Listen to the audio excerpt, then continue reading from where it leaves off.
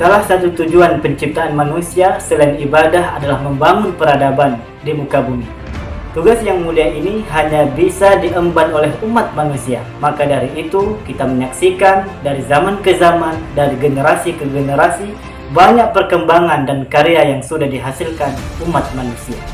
Komunikasi jarak jauh seperti telepon, perjalanan jarak jauh dalam waktu super singkat seperti pesawat terbang, pencahayaan di malam hari dengan lampu listrik, dan banyak hal lainnya di mana pekerjaan rumit bisa dilakukan dengan sangat mudah dalam waktu sangat singkat. Beda halnya dengan hewan, mulai dari zaman Nabi Adam sampai hari ini, bahkan sampai hari kiamat nanti, sedikit pun tidak mengalami perubahan apalagi peradaban. Mempunyai gaya hidup yang stagnan, dari cara memperoleh makanan, minuman, menjaga anak, istirahat, berburu, semuanya sama dari dulu sampai hari ini. Nah, yang menjadi pertanyaan adalah kenapa manusia berperadaban sedangkan hewan tidak? Untuk lebih jelasnya, mari kita simak video ini sampai selesai.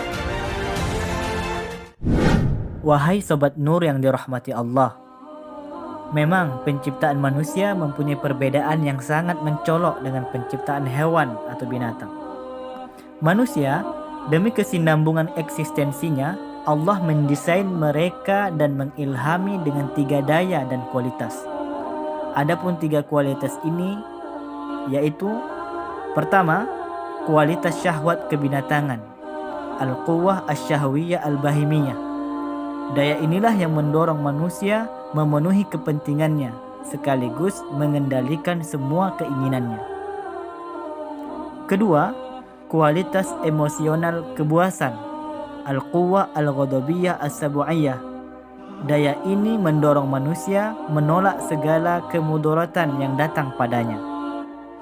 Dan yang ketiga, kualitas rasional malaikat, al-quwwah al-aqliyah al-malakiyah. Dengan daya ini, manusia bisa membedakan antara baik dan buruk. Perlu diketahui bersama, aktivitas manusia dalam kehidupan sehari-hari tidak bisa terlepas dari 3 kategori ini.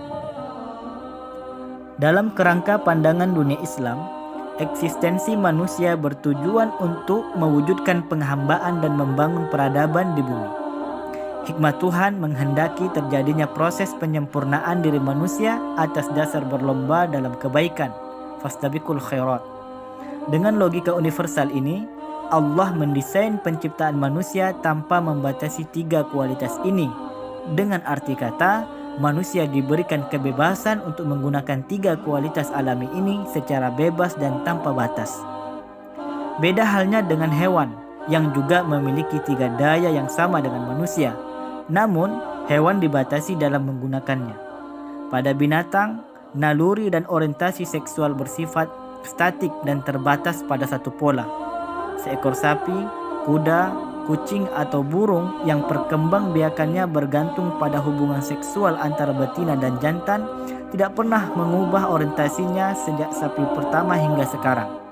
Jantan secara alami tidak pernah menyukai sejenisnya. Syahwat memenuhi keinginan mengisi perut pada seekor kuda tidak pernah berubah dan hanya menyukai rumput atau dedak. Karena adanya limitasi kehidupan, binatang tidak mengenal perkembangan peradaban.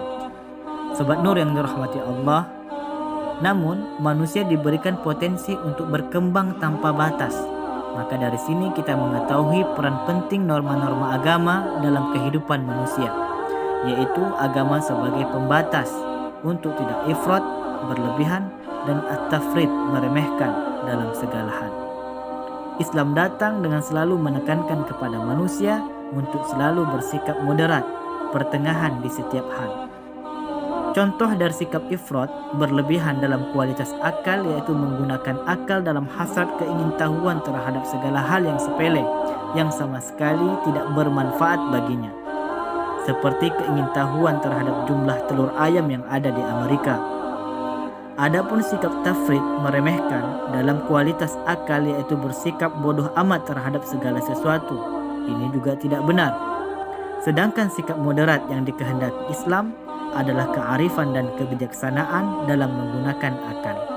wa may yu'tal hikmata faqad utiya khairan katsiran.